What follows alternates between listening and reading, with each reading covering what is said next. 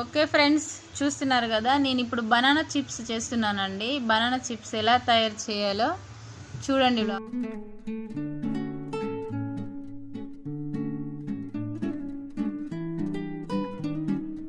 ఇవి ఫ్రై అయిపోయాయి.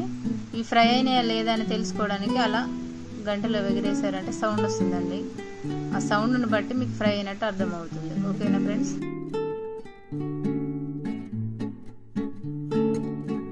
Cut చేసండి onions అన్ని.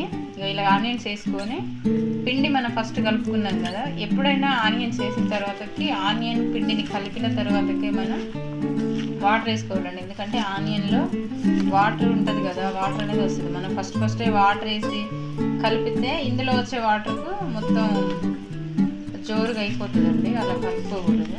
ఇప్పుడు మనం ఎంత వాటర్ పడితే కలిపి చూసిన తర్వాతకి వాటర్ యాడ్ చేసుకోవాలి. వాటర్ వేసి ఇలా కలుపుకోవాలి.